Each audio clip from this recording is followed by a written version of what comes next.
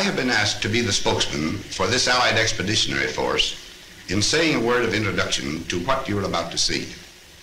It is a story of the Nazi defeat on the Western Front. So far as possible, the editors have made it an account of the really important men in this campaign. I mean the enlisted soldiers, sailors, and airmen that fought through every obstacle to victory. Of course, to tell the whole story would take years, but the theme would be the same. Teamwork wins wars. I mean teamwork among nations, services, and men. All the way down the line, from the GI and the Tommy to us brass hats. Our enemy in this campaign was strong, resourceful, and cunning, but he made a few mistakes. His greatest blunder was this. He thought he could break up our partnership, but we were welded together by fighting for one great cause, into one great team, a team in which you were an indispensable and working member. That spirit of free people, working, fighting, and living together in one great cause, has served us well on the Western Front. We in the field pray that that spirit of comradeship will persist forever among the free peoples of the United Nations.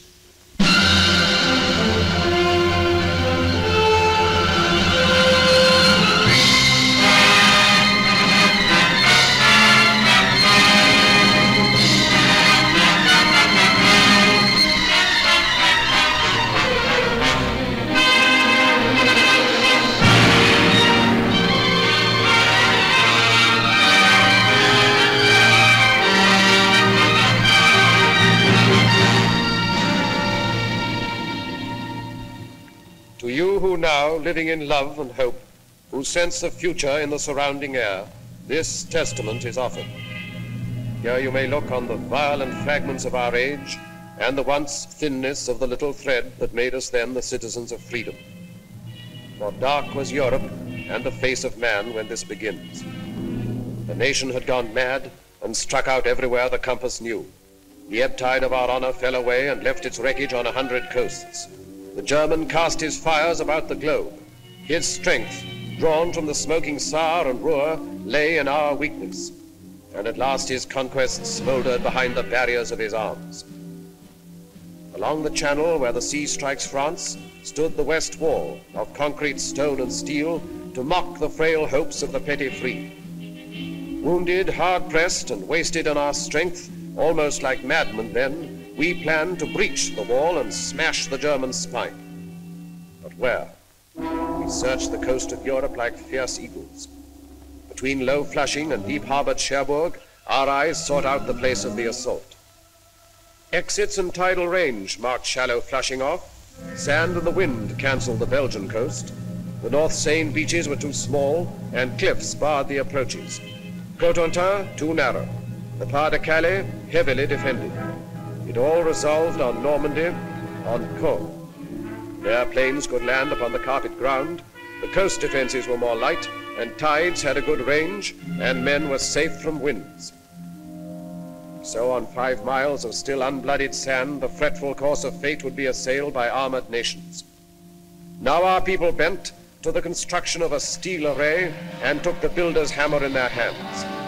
It seemed almost as though the sun stood still till our free peoples, full of rage and power, heaved through the air the ponderous spear of war. This is our people's story, in their words.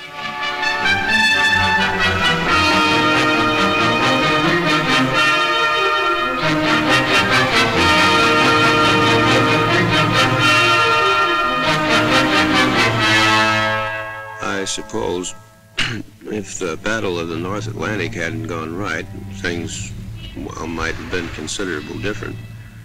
That was an ugly time for all of us. Merchant ships, naval escort, air patrol. I guess I had my share of bad luck. I lost 3 ships and some good friends.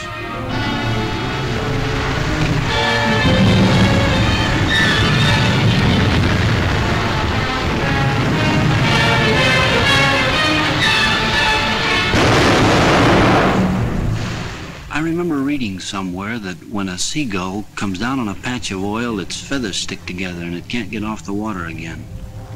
There must have been a lot of dead seagulls around the North Atlantic. Of course, we only saw it happening on the wall map, and yet it was, well, quite real. When I started there, those markers we used reminded me of toys out of some children's game. But soon they became U-boats and ships carrying cargoes, food and supplies and weapons, and men to use them. I remember coming over, the worst thing about the trip was you didn't know where you were going. Wherever it was, you'd be a stranger, and nobody likes that. That ship was loaded from stem to stern with sad sacks. Around the third day out, things got pally. Like the fella said, we're all in the same boat. The comic. Finally, we got to Liverpool. They had a band to play us in, an English Army band full of chimes. I'm Dreaming of a White Christmas, they played. To tell you the truth, it was pretty corny. But nobody said anything because, well, you know, it was a nice gesture. Funny thing, on the way over, you felt like you were the whole works. You couldn't help it. But then, all over the UK, you'd see things that made you begin to realize you were just part of a big proposition. All kinds of things.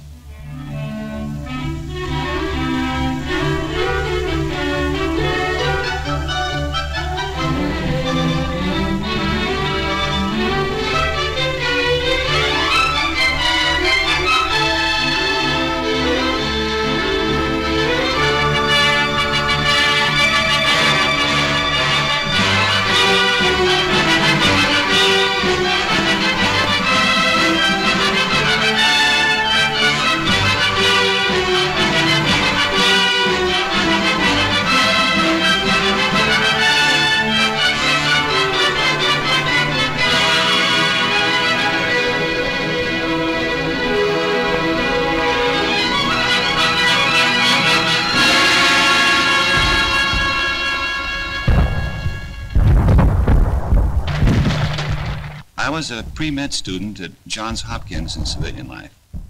Now, I do know a little something about anatomy, and I say it is scientifically impossible for the human body to stand up to the training we receive. An absolute impossibility. Muscles and tendons and bone structure was not designed to withstand that battering. Don't ask me how it happens that we did stand up to it. I don't know. It has no scientific explanation. Here, listen to this, out of one of them army pamphlets. To a young man, soldiering in the army of today offers exceptional advantages and opportunities, such as physical training, foreign travel, sport, and many other facilities which are normally denied to those engaged in the majority of civilian occupations. The majority of occupations in civil life become monotonous, to say the least. But in the army, life is so varied that there is little or no prospect of a monotonous or irksome time. So men were girded for their highest hour, and while they learned the lethal arts of war, in small and secret rooms, the planners met to watch their work mature. Beyond our view, the German, proud and confident, stood calm in deep emplacements on the armored coast. The war was not yet one of men and blood. The weapons were the factories and the maps and voices speaking in the hidden night. Season by season all our plans advanced, and those few men on whom the mass of war rested with all its weight worked ceaselessly. I used to wonder whether the millions of people doing their various jobs realized they were part of it all, paving the way for the invasion. We kept bashing away at German targets, mostly steel and oil. The Ruhr, Hamburg, Battle of Berlin. Things were getting tougher every trip. More ground defenses, more night fighters, more crews not coming back.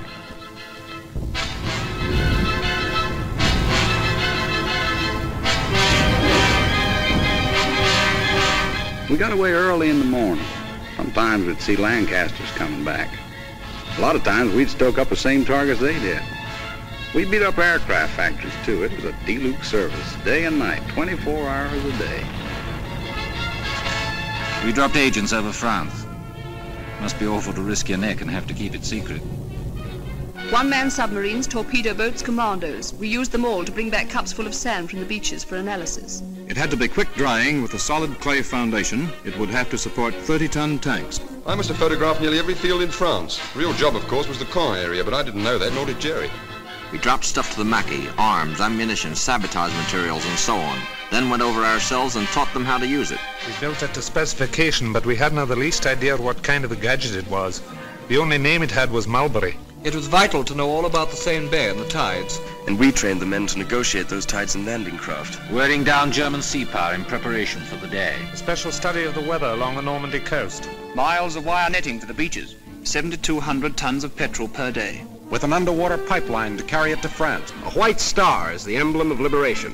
Triple inoculation for all personnel. New ships pouring from the stocks. Old ships adapted. Listening to the German radio output for fresh intelligence. That was just part of the pre-invasion work. By December 43, the plan itself was set and we took it to Tehran for final discussion. The three leaders approved the plan. Our Russian forces advancing from the east and invasion from the west.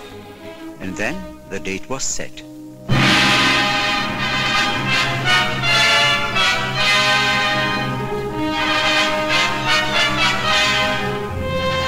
I assumed command at Schaeff with the best all-round team for which a man could ask.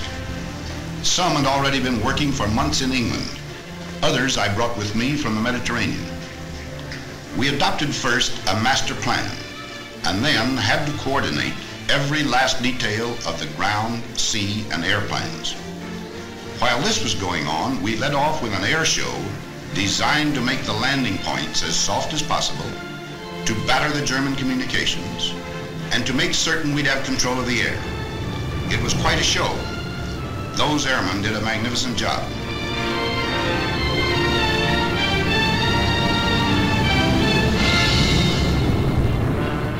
We had Polish, French, Czechs, all sorts in our outfit. They'd natter away in the mess about what they'd been up to. The only word you could ever make out was marshalling yards. Us bombardiers seemed to do nothing but look down on French bridges those days. We used to ask each other, have you cut any good bridges lately? Well, finally, there was only one whole railway bridge left over the Seine between Paris and the sea.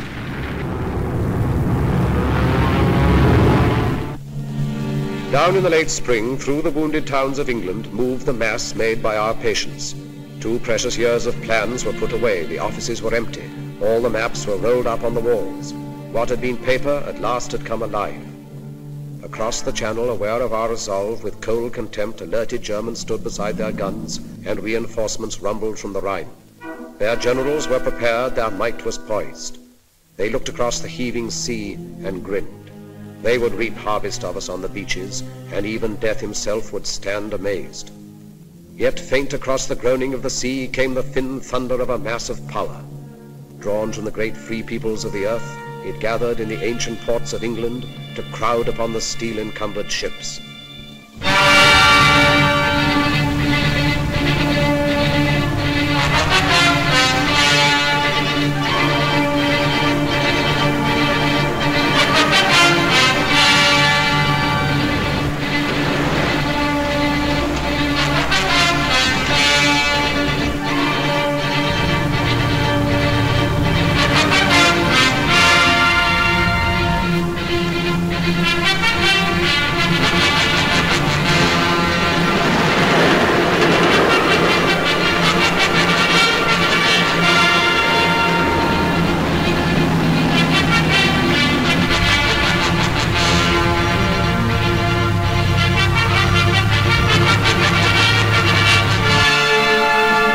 It was a funny sort of feeling marching down to the ships.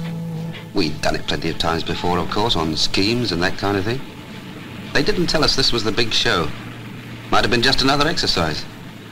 Some of the chaps cracked gags. They wasn't very comic, but we laughed. I think we all guessed. The general feeling was, okay, if this is it, let's get in there and get it over with. Waiting always got on my nerves. Even waiting for a bus, never could stand it. Well, after a bit, our ship found its place in the middle of all the rest of the stuff. And there we stayed, for days.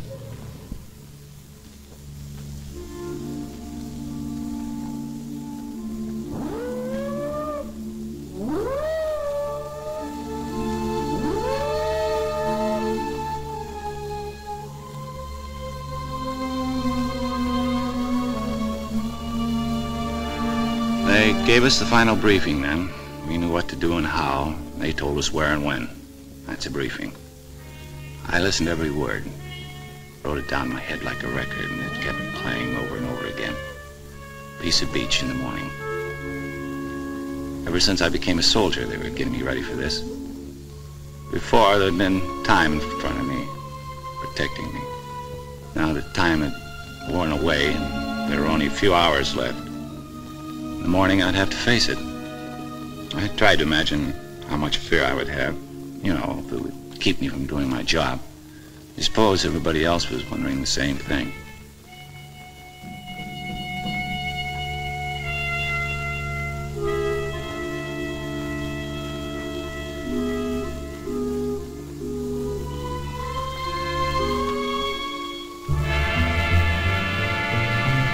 Nobody said anything official, but all of a sudden the ship got much busier. And over the amplifier, the chaplain said he'd be saying Mass at 18:30 hours. Funny, I don't think I ever believed, even after the final briefing, that the invasion was going to come off. Then a voice in the loudspeaker said, "Men who wish to take their anti-seasick pills should take the first one now." That did it.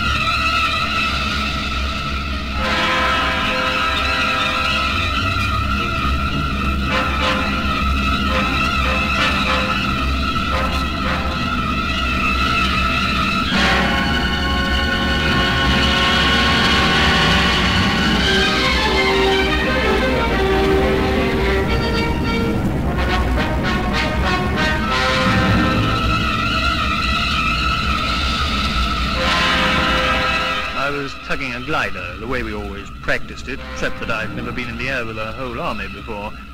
3 airborne divisions, the 6th British and 82nd and 101st American. Just before the glider pilot cast off over the landing zone, I wished him good luck over the radio. It seemed a sort of inadequate thing to say. As Supreme Commander, let me break in at this point to say just a word about the Navy. From the moment of embarkation to that of landing, the full burden fell upon the Navy and our merchant fleets. They had to sweep the mines, bombard the coastal batteries, marshal and protect the transports along the coastline preparatory to landing, and, finally, man the small boats that carried the soldiers to the beach. On that day, there were more than 8,000 ships and landing craft on the shores of Normandy. It was a most intricate task and a vital one for the success of our plans. The courage, fidelity, and skill of the Royal and American Navies have no brighter page in their histories than that of June 6, 1944.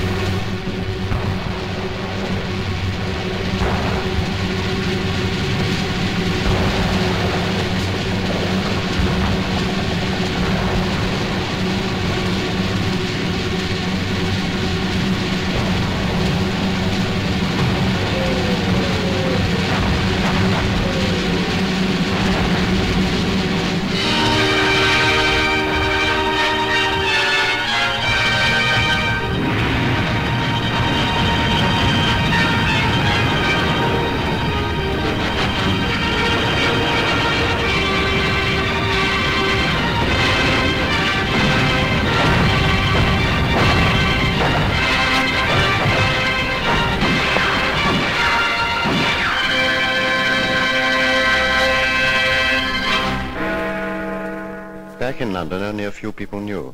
It was a well-kept secret.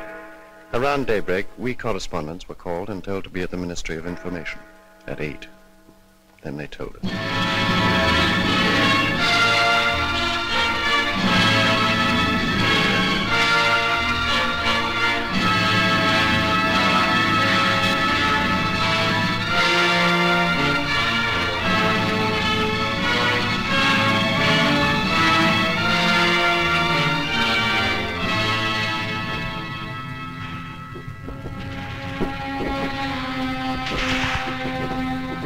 They called our beach Omaha. Don't ask me why. I've never been to Omaha, the one in Nebraska, I mean. If it's anything like Omaha, France, you can have it. I understand Omaha was the roughest spot. We lost some good men, took a few prisoners. It was a lousy trade.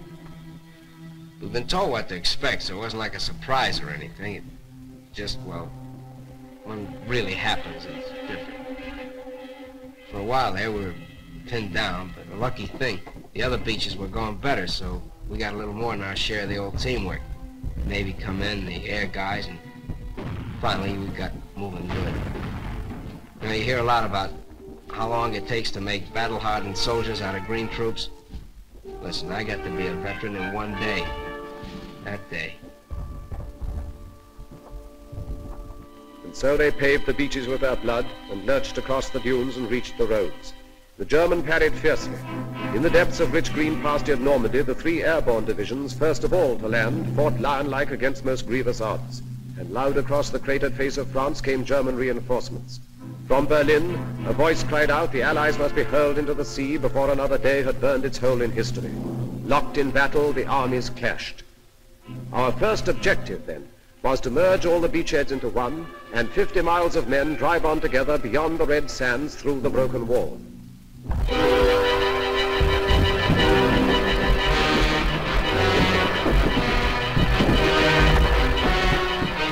Where I was, it wasn't too bad getting ashore. After that it started. We had to fight for every bloody field. It was the same each time. Crawl on your belly, keeping your backside down like you'd been told, chuck in a few hand grenades, then rush them. Sometimes they killed us, but we were killing more of them. The trickiest part was the farms. They were regular little jerry fortresses. If we couldn't manage them on our own, then we'd have to wait while the company commander called back for artillery support. The Navy was still with us too, chucking in shells ahead of us. In 3 days we advanced 7 miles. Then we were told to stand fast and dig in. Next morning we heard the news. We got it from the BBC. It sounded great. We'd joined up all along the bridgehead. There was a solid line, 45 miles of it. We'd got a foothold. We were in.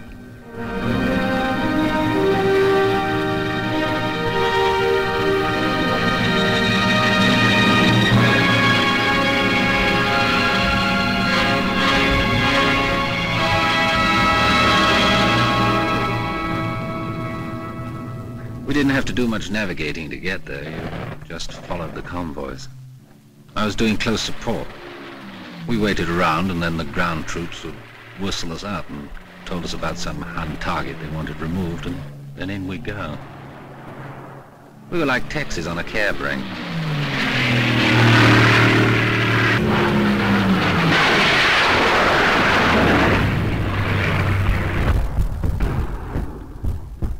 There's something nice about a beach, any beach. You think of a beach, and chances are you'll remember something nice. Like a party or a picnic. Pals from the old days. Girls in bathing suits. But the one I worked, Utah, looked more like a freight yard once we got going. For quite a while, we brought most supplies right over the open beach. Like we'd practiced it, and like we'd made up as we went along. We worked a 24-hour shift. Ducks, lights, rats, rowboats, all sorts of Rube Goldbergs.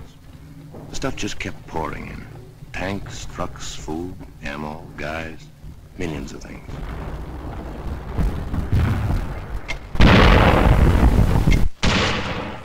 We didn't think we'd spend 15 days in the same field outside Corinth, with the wood behind us and the Germans in another wood half a mile in front of us, and a little empty valley in between. Each side mortaring each other all the time. Just meant you had to live in a slit trench. You got into a routine. You know, stand through from 4:30 to 5:30, and 2 hours wait for breakfast. Came up fairly hot. Tin bacon, sausage, tea, and of course, biscuits. We've been living on compo food since D-Day. It was good food, but, well, you know, you got tired of it. I'd have given a lot for a slice of fresh bread and butter or a cup of fresh tea. 15 days is a long time to stay in one place and be mortared. You get so you think everyone's coming straight for you.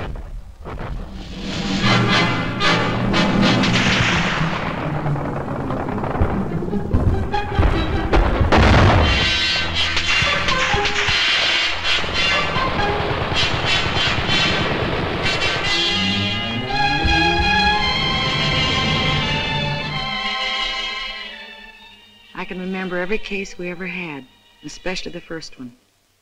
The ambulance brought him in late one afternoon. I came over to where he was lying, and he looked up and grinned. I asked him how he felt. He said something about the German with a machine pistol using him for a dartboard. He was quiet and patient and a little bewildered. He'd never been hurt before. He asked how the fighting was going, then he passed out. The doctor came over and looked at his wounds and then swore. Said he had no business to be alive. We put him on the operating table and did what we could. The doctor kept swearing all the time he was operating. We couldn't stop the bleeding. I remember the radio news that night. They said the casualties had been surprisingly light.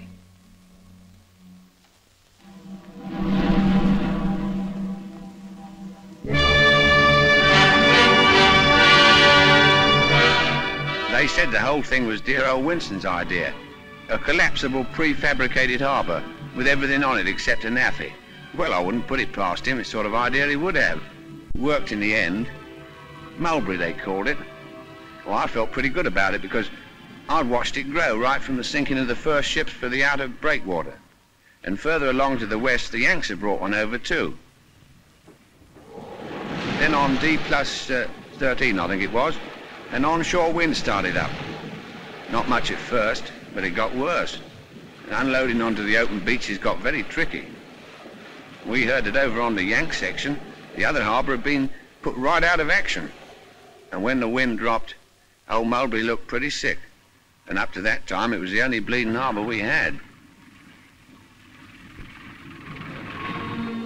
At the green tip of Normandy, the town of Cherbourg lay, a harbour for supplies. Our need for ports was vital as our breath. The German knew our lack and swiftly drew his forces into tight defensive groups so to contest the issue. All our plans turned upon Cherbourg. All our strategy waited upon its empty docks and piers. So the Americans, sent all across Normandy to the coast, swung toward the north, impatient for the port. Through hedge and field they carved their heavy way.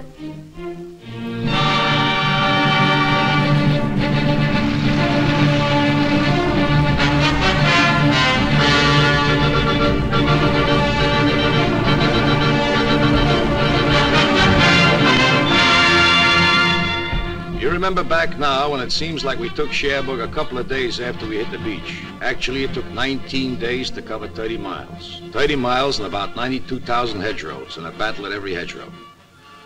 Otherwise, it was nice country, like Connecticut. Pretty trees and orchards, lots of cows, and nice little farmhouses. The apples were too green to eat, I remember. We hit it off fine with the people. Farmers, nice people. It got tougher when we pulled up on the outskirts of Cherbourg. They had great defenses. Then the artillery really carried the ball. For 3 days we sucked it to them. Sometimes we were pouring in at point-blank range over open sights. Finally, old von Schlieben, the German commander, tossed in the sponge. That's after telling his men to fight to the death. We took Cherbourg on June 25th. Everything was rosy except the harbor we come from. The Jerrys had really smeared that harbor. But right away our guys went to work cleaning it up. And the way they tore into it, you could see that pretty soon it'd be waiting for us fine. Then, well, we fought our way up the peninsula. Now we'd have to fight our way out of it.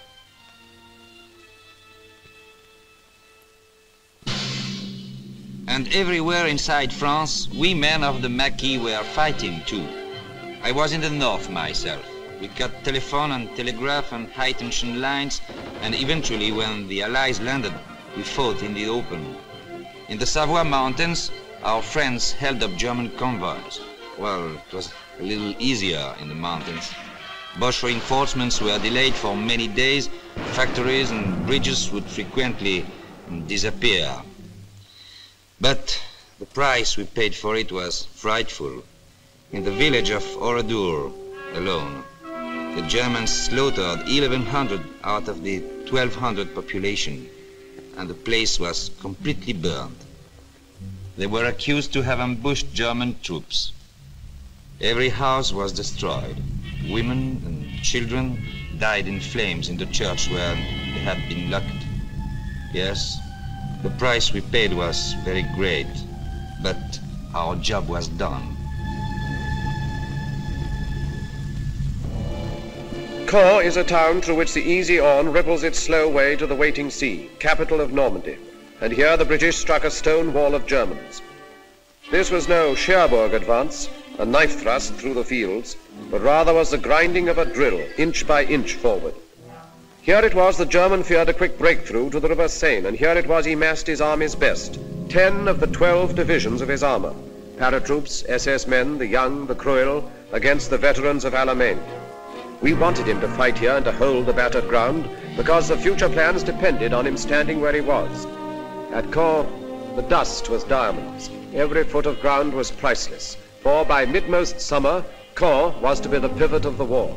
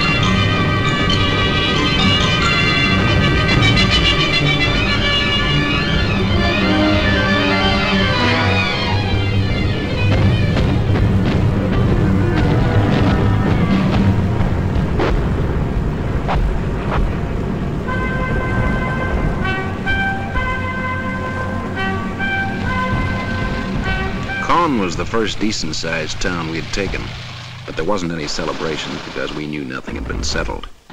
Jerry was as strong as ever. One of the men said, "God, are we going to have to go right across the world doing this to beat them?" Because most of Caen was dust, just plain dust. I wondered what Hamilton back home in Canada would look like after a beating like that. Well, anyway, our tanks and the British started massing and moved south out of the city. We knew there was a big do coming up.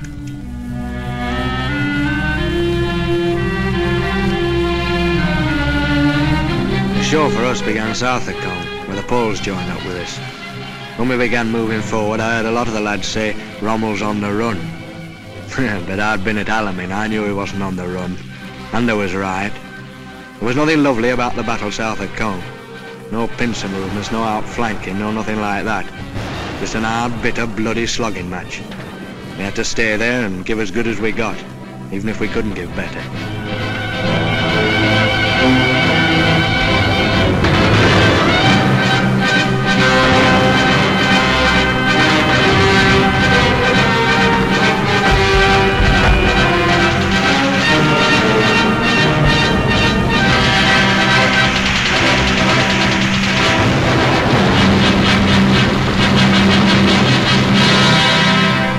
Beyond the rubble and the dust of Caen, the Empire troops kept up their endless pressure. The German did not dare to disengage, but fought with all his cunning and his strength, still unaware of what we planned for him. West by St. Lo, the base of his defense, Americans were poised and bent to fire an armored arrow that would set alight the flame of freedom through the whole of France. But till St. Lo was seized, the arrow waited.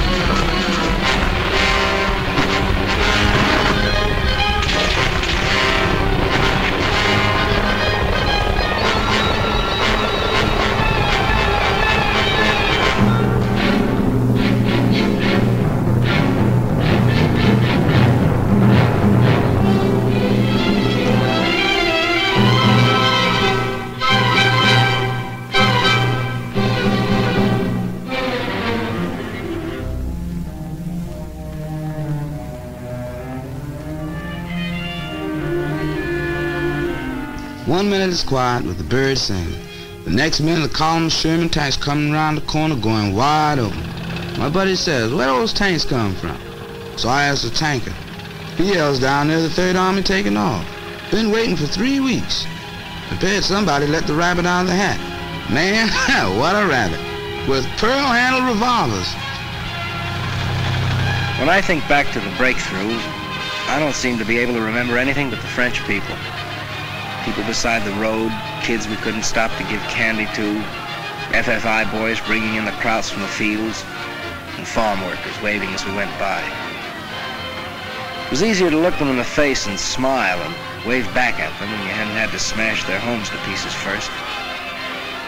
The morning we got into Rennes, boy, that really was liberation.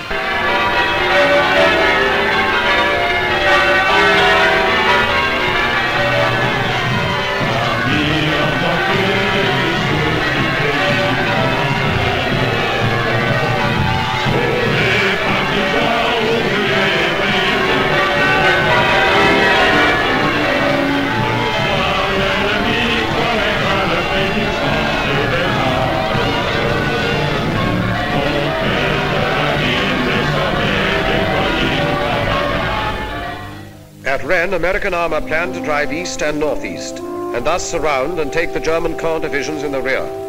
The foe laid plans to stop the Arrow dead by cutting its supply route at the point where it stretched narrowest along the coast. So a great force exploded toward Mortain, hoping at Avranches to achieve the sea and drag our hopes down to the smoking ground.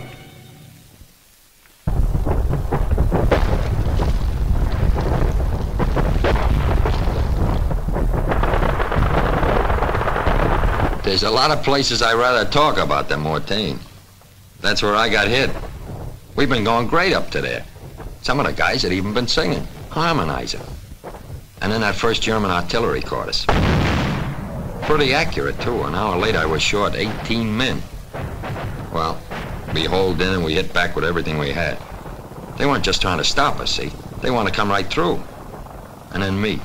I get a belt in the face left side and I keeled. The last thing I remember is looking up and seeing those RAF Typhoons. When I heard them screaming up ahead, I thought, geez, I'm glad they're on our side.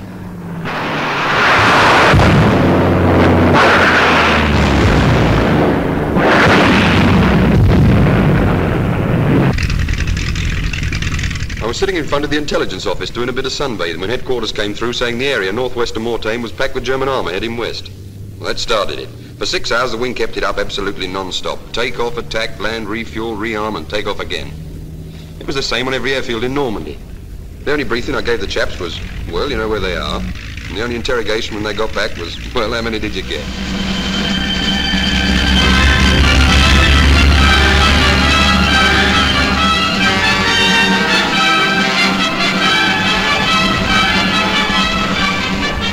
Three days it lasted. Every kind of soldier was in there and every weapon. For me, it was just eating and smoking and loading at 105. No sleeping.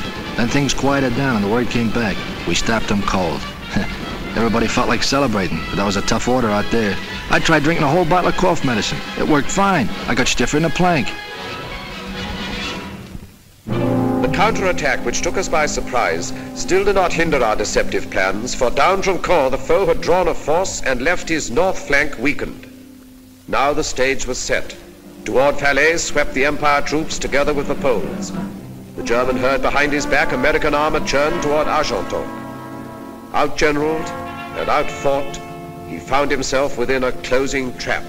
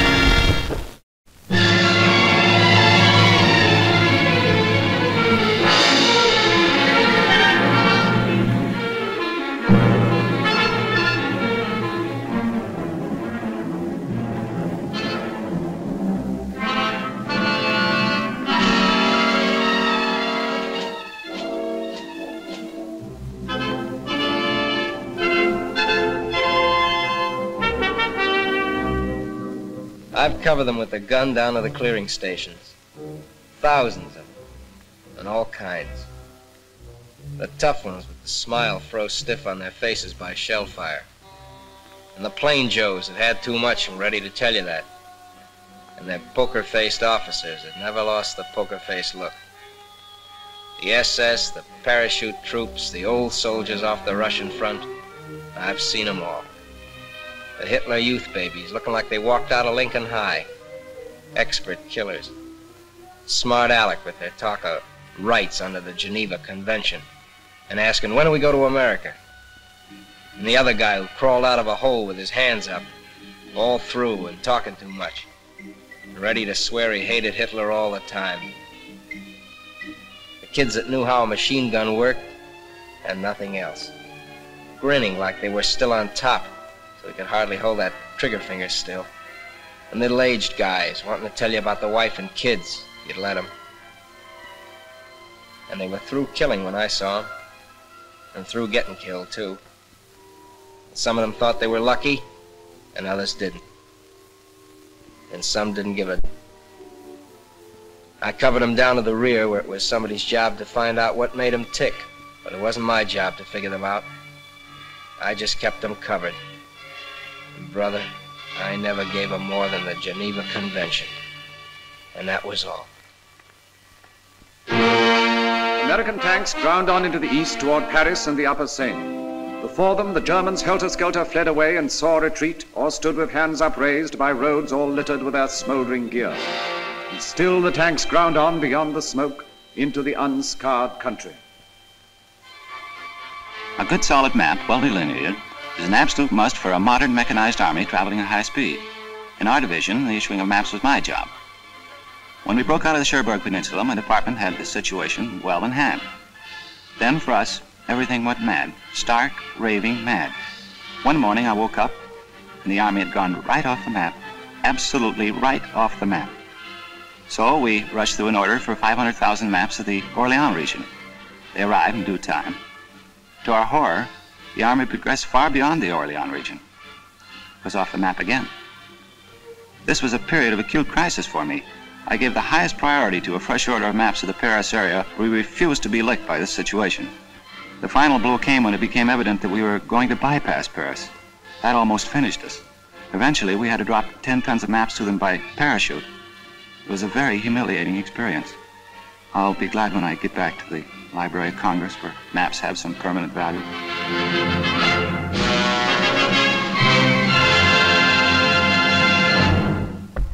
While the Allies were fighting near Paris, we French soldiers of the Leclerc Division were fighting in the Normandy fields.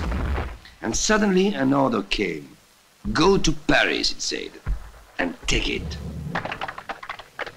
The Allies, after having equipped our division with tanks, guns, rifles, lorries, and jeeps, that night decided to give us Paris, too. So at 4 o'clock in the morning, the division starts rushing on the roads, and in the sky, on the right, on the left, everywhere, the American Air Force protects our trip. What a trip. 250 kilometers in one day. I think I'll tell it all the time to my grandchildren and bore them with it until I die. At the beginning of August, we in Paris were seized by rumors. What could be confirmed was towards the middle of the month, the Germans started to leave the city. Yes, those were the same Germans who had signed 25-year leases on their apartments. Then, on the 14th, our police went on strike. The next day, the Gestapo left. That was the day, too, when a police car opened fire on a German detachment on the Place de la Concorde and began the battle for the city. After that, it seemed the French flag was hanging from every window. All the flags were made of curtains, old dresses, rags, everything, it didn't matter. 4 days later, we heard shouting coming from the Hôtel de Ville. We started running. Me, my husband, everyone in our house. As we ran, people were screaming. The French army had arrived. When we got to the Place de l'Hôtel de Ville, we saw it was true. I kissed my husband because he was crying. funnier, we began to realize how unhappy we had been for 4 years and how lucky we were to be alive on this August evening.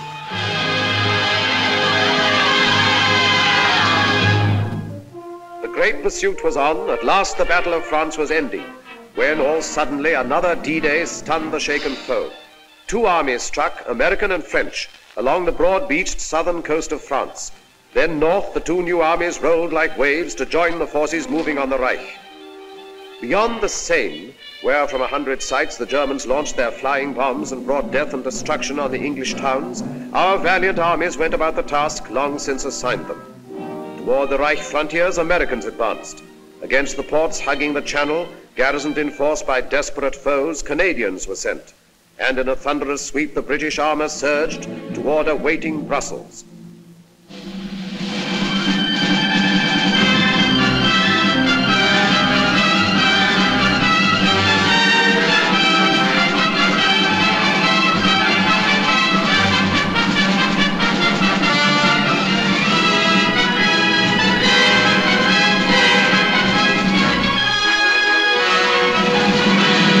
The people of Brussels laughed and cried and threw flowers in the tank and said, "Goodbye, Tommy," when they meant to say hello.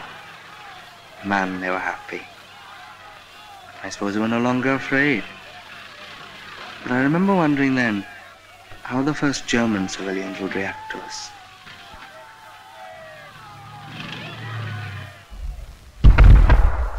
I remember one day we were coming across a big flat field. Didn't look like nothing special.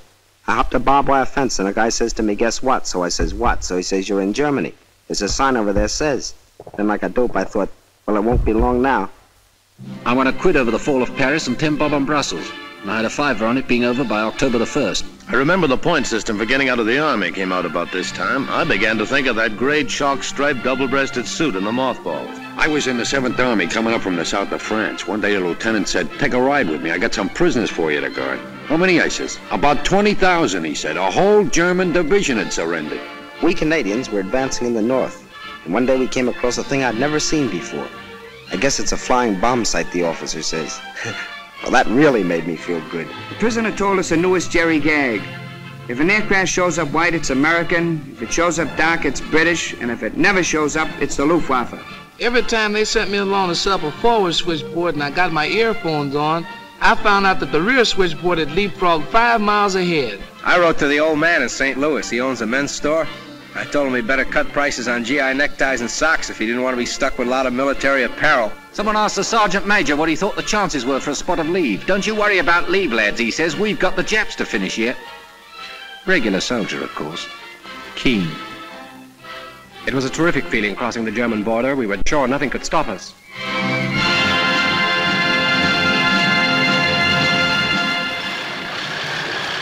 Every line must somewhere have an end.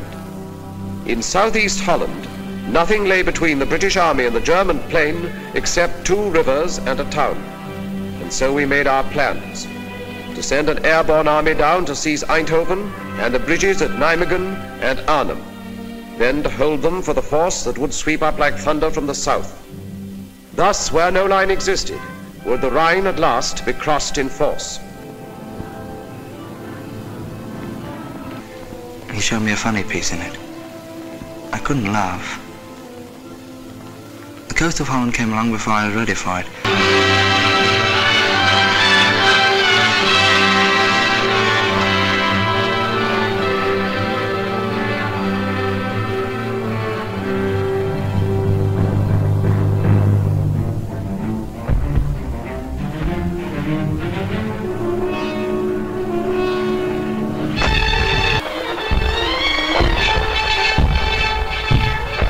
The lineys drop at Arnhem and we come down and go to a place called Eindhoven, Holland.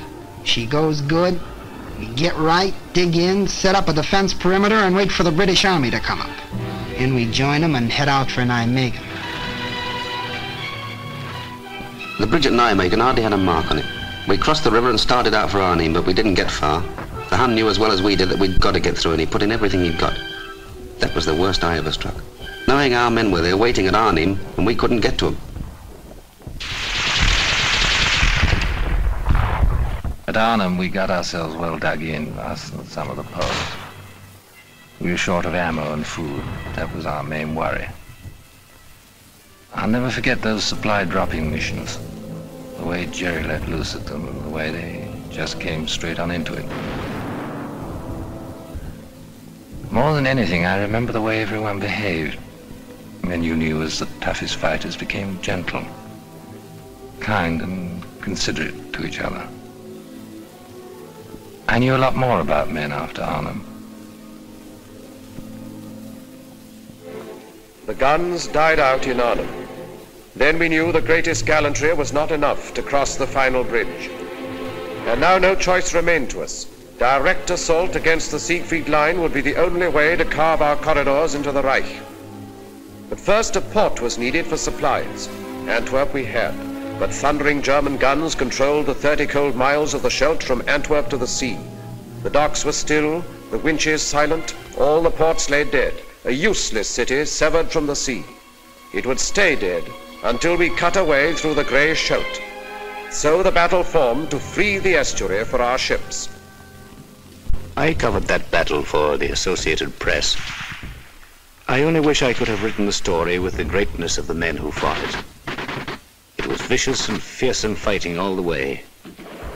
The Canadians and the Poles clearing the south bank of the river, the Royal Navy and Marines and Norwegians charging knee-deep in blood and water into the mouths of the 9-inch shore guns at West Capelle. It was the kind of fighting that makes legends. And the minesweeping of the Scheldt afterwards. It was the greatest operation of its kind in history. The cost of that first ship into Antwerp harbor was the lives of thousands of our bravest men.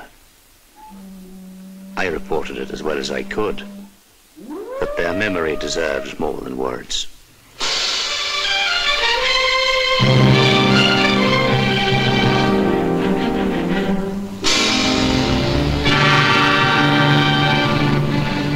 I was hauling on the first convoy out of Antwerp. When I got to the front, I saw more empty supply dumps than I liked to see. The boys wanted to know where the stuff was. You can't fight without stuff. Anybody knows that. I made lots of trips. I don't know how many. Driving all day, all night, singing so as to keep awake. Songs like, Milkman, Keep Those Bottles Quiet.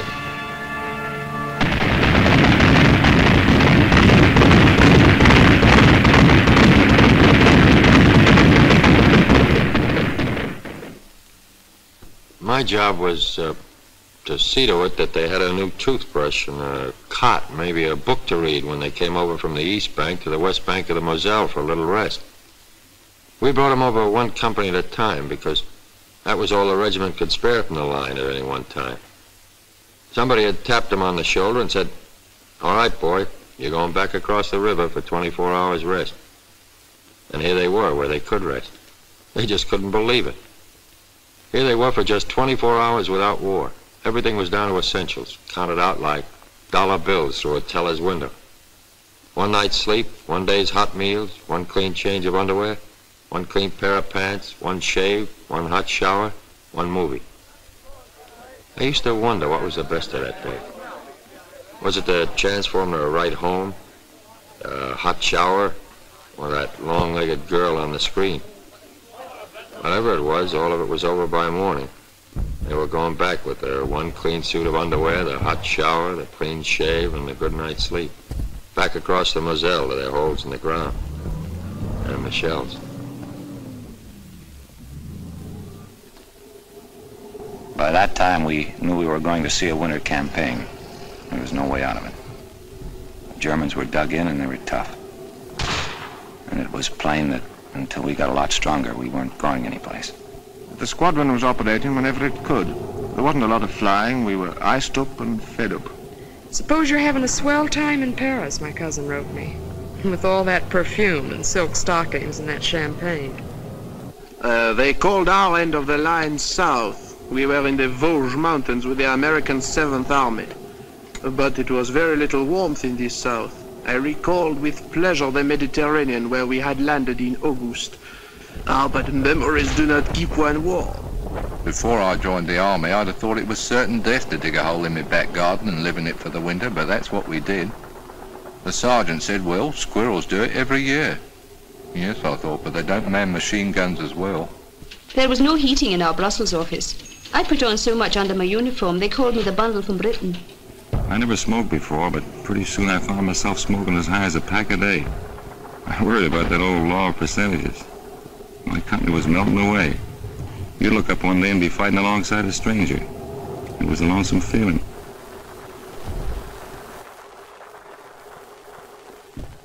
Our hunk of the line was the Ardennes. Pretty quiet. A lot of outfits had gone up north. I started a million latrinograms about the where and when of our offensive. Then one day I'm standing guard and these shells start. I thought for a minute... The offensive we were mounting to the north was suddenly forestalled and set aside, as through the rugged, thinly held Ardennes von Rundstedt struck. He cut a fiery path through the American lines and sent his tanks desperately driving toward the River Meuse. A night of fog and pale December frost saw the beginning, none foresaw the end. He aimed for Antwerp's harbor through Liège, and all our plans held fire while we bent our strength to curb the Germans in the Bulge.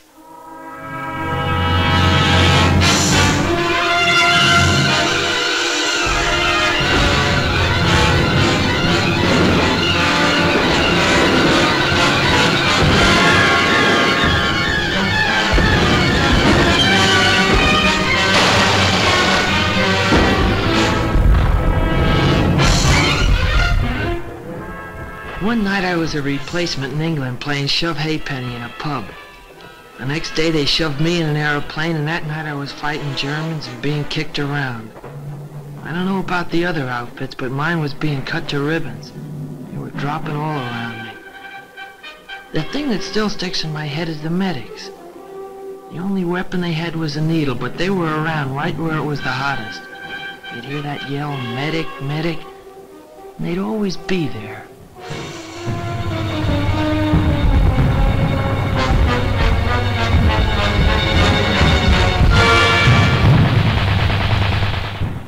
Our whole division got a presidential citation for what happened up at Bastogne. Even me, just a cook. I'll never forget that old lieutenant running into the field kitchen and hollering at me if I had any idea how to operate a bazooka. I said no, and he said, well, you're going to learn now, son. I did, and I'll be doggone if in the first shot out the barrel I didn't get me a Jerry tank.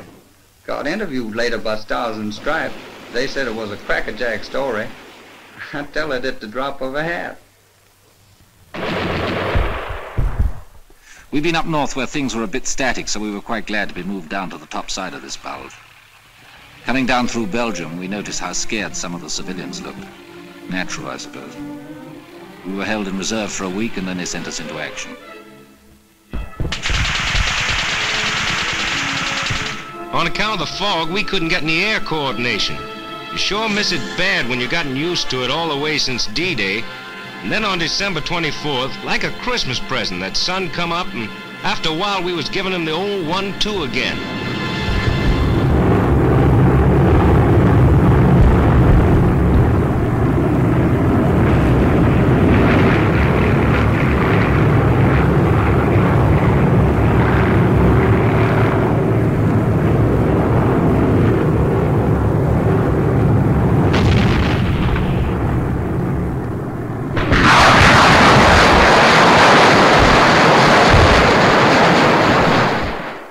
We stopped them dead, finally. It cost us plenty of men, but we stopped them. And we started moving ahead again. The rest of us.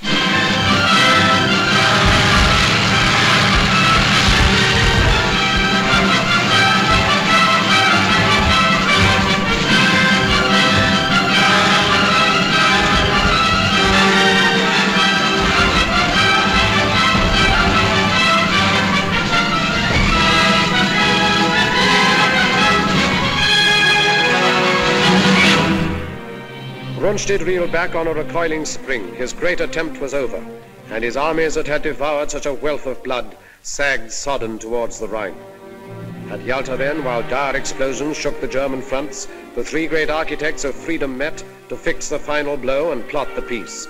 And even as they met, we moved to act upon our strategy. We wished the foe to stand and fight upon the western bank of the Grey Rhine, For there we could destroy him, outside his fortress, open, unprotected by any bridgeless river. Down we cast the gauntlet, challenging him, stand and fight.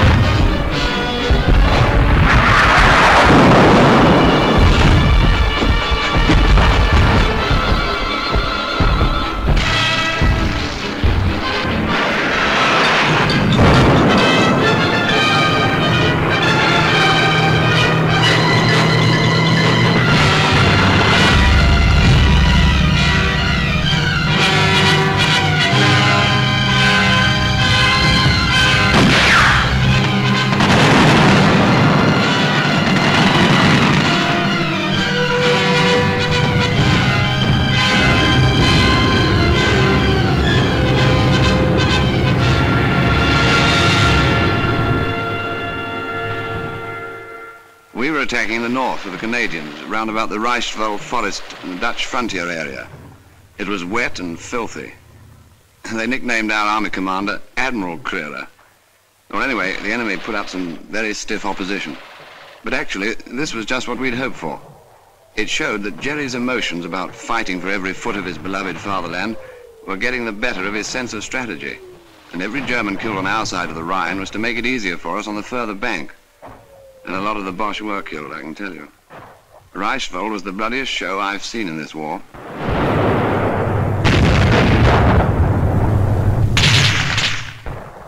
It was one of a push. The captain told me 8 divisions. He usually knows. He follows things like that. I was with the outfit that took Mönchengladbach, I think you say it. There weren't many civilians in the streets, and even the ones that were there we weren't supposed to talk to unless we had to. There was a $65 rap for fraternization. I wonder how they happened to figure out that number. I mean, why 65? We could see the Cologne Cathedral a long time before we got there. That tower was our objective. It was on the Rhine River. We went fast, and by the time we got in the town, there wasn't too much fight left in it. Cologne was mangled, all right, but there were still a few buildings standing. I was sorry. I thought of those French cities, flattened. Anyway, we got our objective. Now we had to cross that river. I thought they must be very short of men when they put us sailors into battle dress, lugged the assault boats on the trucks and sent us across Belgium by road. We talk about silent service. I'd never been sick at sea, but I was sick as a dog on the road. When we reached our destination, I was feeling lousy, longing for a breath of sea air, and found the whole bloody landscape under a stinking smoke screen. Like London it was. The next day we got up to the Rhine. It was good to get a glimpse of the water again.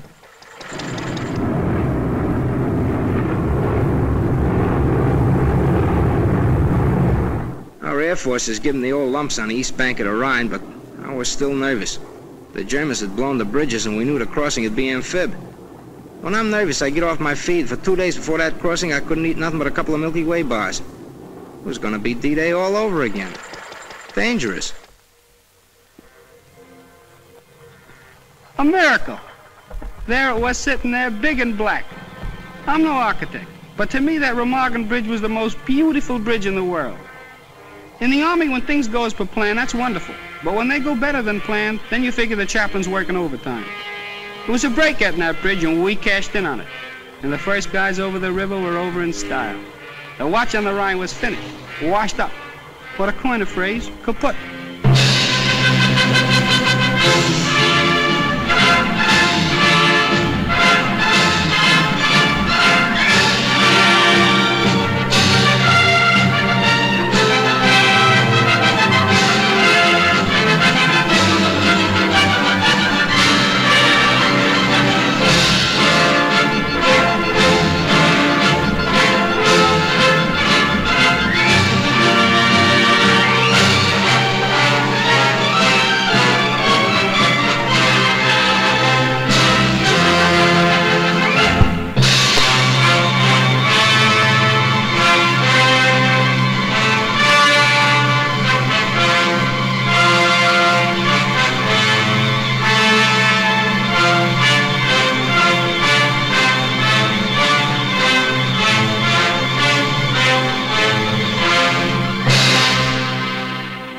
We got across okay and everything was going fine. But suddenly I gets detailed to guard some German prisoners.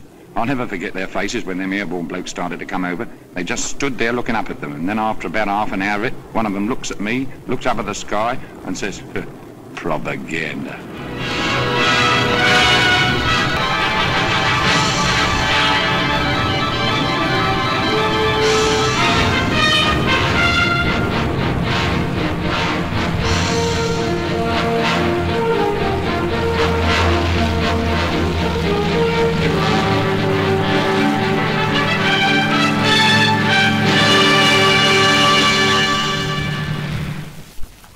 Ruhr Pocket was the first big objective across the Rhine. We and the heavies sealed it off, then the ground forces wrapped it up. After that, they exploded in all directions. Cut the Jerry armies up in pockets, then take them one by one. That was the program. The Third Reich was being carved up like a Christmas turkey. Chasing the Boche was getting a little bit monotonous. We hardly ever saw him, only burning houses, a few shells, and occasional sniper's rifle shot. It was a silly kind of defiance, I thought. And then one day the routine was broken. We came across a prisoner of war camp, other ranks, Yanks mostly. They went mad when they saw us, screeched red Indian war cries, pummeled one another, and asked what the news was. They seemed ashamed to tell them when they were so happy. Well, there was nothing for it. I told them. President Roosevelt died yesterday afternoon, was it? You should have heard them quieting down. For once in this campaign, they all felt as though they'd suffered a major defeat. I'd have liked to have stayed there, talking to them, trying to cheer them up. But we had no time to lose. Jerry only had a few hundred square miles of earth left to scorch. Our job was either to hurry him up or scorch it for him. We were in the home stretch, cutting deeper all the time, when we ran into these displaced persons, slave workers. They were sick, hungry, from all over Europe. The roads were jammed with them, but they kept out of the way and didn't give us any trouble. Like a fella said, there's a lot more than town's going to have to be reconstructed. I wondered what was up when all RAMC personnel in our lot down to stretcher bearers were urgently called for. I soon found out we'd taken the Belsen concentration camp. Well, I'm not squeamish. I've seen amputations, operations, deaths long before I went to the army in '41. I was a warden. I lost count of all the arms and legs I pulled out of the wreckage down in Croydon and got quite used to it. But this was different, very different. I don't know any words big enough to make you understand what we all felt. All I can say, and I'm proud of this, is that I had to fall out and be quickly sick in the courtyard. As I say, I'm not squeamish, but, well, I'm human, and thank God for it. The government sent a few of us congressmen over to see those camps. And if there's anybody left who wonders if this war was worth fighting, well, I wish they could have been along. There it was, right in front of us, fascism and what it's bound to lead to wherever it crops up. I talked to some of the prisoners, the ones that had the strength to talk.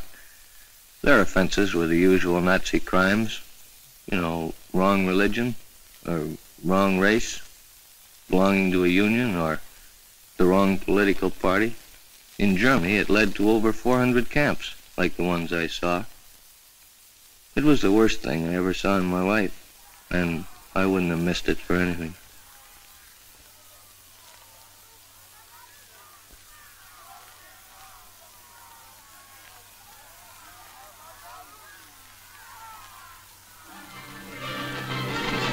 When an army gets to moving in a hurry, that's where air transport comes in. We'd been flying in the stuff along with the British Transport Command since D-Day. And towards the end, they seemed to be moving faster on the ground than we were in the air. As pocket after pocket of the foe fell, our hopes rose higher than the soaring flames that marked the broken towns of Germany. In Italy, 1 million prisoners came in, as with a single sudden blow, the German power was smashed. Then our tanks drove through the southern mountains, where the foe had hoped to make his furious final stand. The Russians took Berlin and cut the heart from Hitler's empire. And he himself, who planned to rule the earth from pole to pole, vanished like smoke among the falling walls. Upon the green banks of the River Elbe, we waited for the east and west to meet.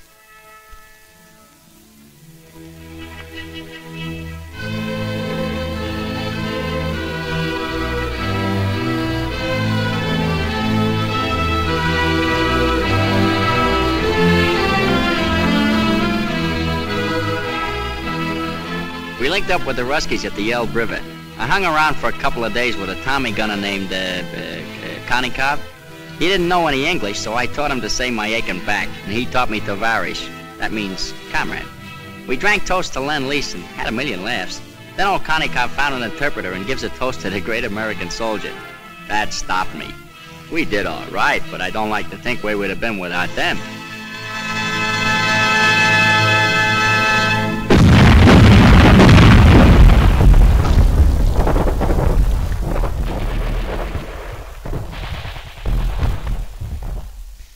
We were going towards the Danish frontier, Bremenfeld, then Hamburg. The rot was setting in. 1.5 million surrendered in the north. The fighting was nearly over, and our job was beginning. We'd been training a long time for the administration of Germany, and we were prepared for plenty of trouble. Sabotage, passive resistance, or perhaps something more violent. You know, werewolves in sheep's clothing. But as it turned out, most of them were docile and did what they were told. They seemed healthy, well-fed. Their disease was in their minds. A German woman, looking at what was left of her town, said to me, "If only you'd given up in 1940, none of this need have happened."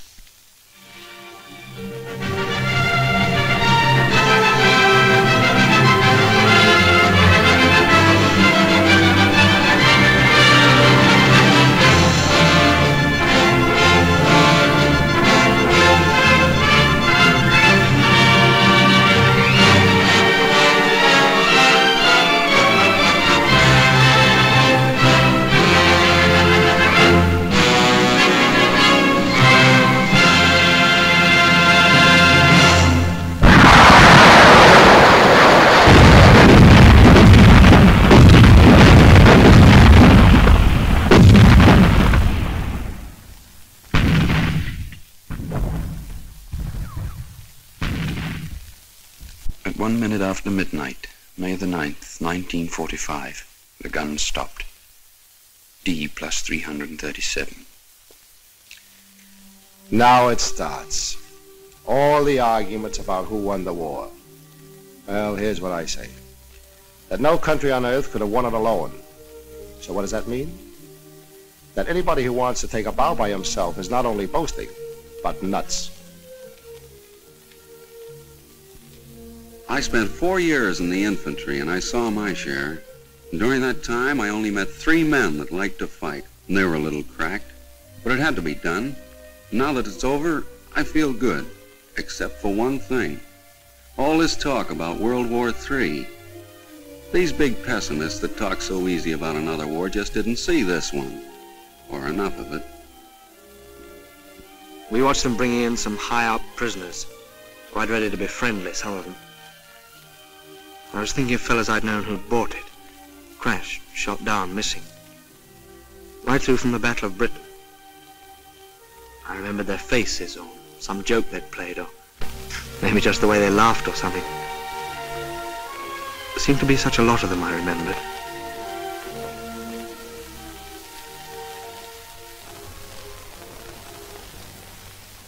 To the victor belongs the spoils. That's what they say. Well, what are the spoils? Only this. A chance to build a free world, better than before. Maybe the last chance. Remember that.